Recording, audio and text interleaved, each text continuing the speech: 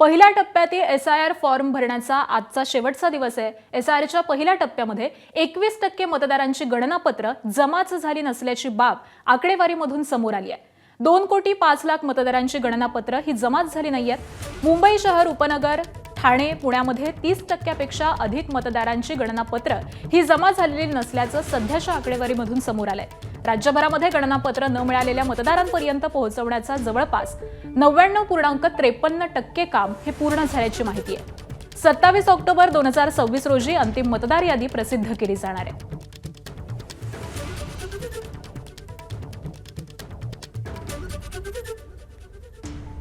तर पहिल्या टप्प्यातील एसआयआर फॉर्म भरण्याचा आजचा शेवटचा दिवस आहे आणि दरम्यान ही आकडेवारी समोर येते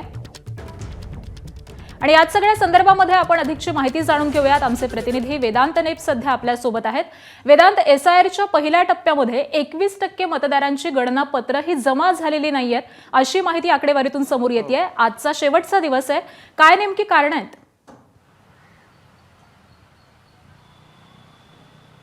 आकांक्षा, खरं तर 2 वेळेस निवडणूक आयोगानं या प्रकारची मुदत या पहिल्या टप्प्यासाठी वाढवून दिली होती आणि आज 17 ऑगस्ट म्हणजे आज शेवटचा दिवस आहे, ज्यामध्ये मतदारांना आपले गणनापत्र हे सादर करायचे आहेत किंवा कलेक्ट करायचे आहेत निवडणूक आयोगाकडनं।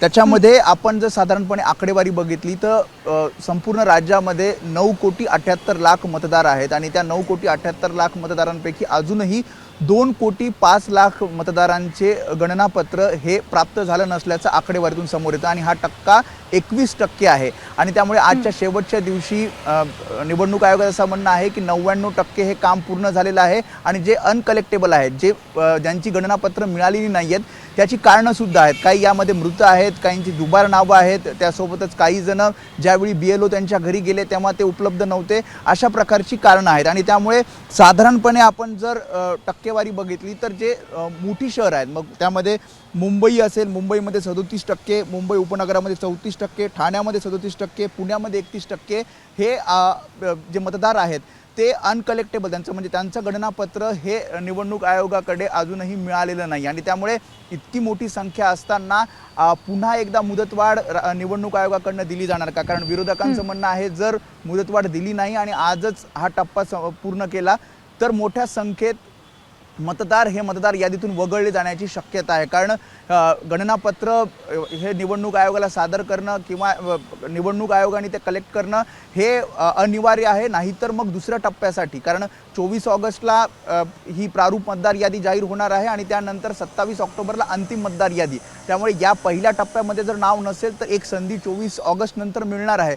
मात्र या पहिल्या टप्प्याला आणखी वेळ द्यावा, जेणेकरून अधिकाधिक लोकांपर्यंत, मतदारांपर्यंत पोहोचता येईल आणि ही गणनापत्राची टक्केवारी जी मिळवण्याची, कलेक्टेबल जी आहे, डिजिटाइज जी आहे, ती वाढवता येईल। अगदी, त्यामुळे आता नेमकं काय घडतं, ही मुदत वाढवून दिली जाते का याकडे लक्ष असेल। धन्यवाद वेदांत या सविस्तर माहितीसाठी।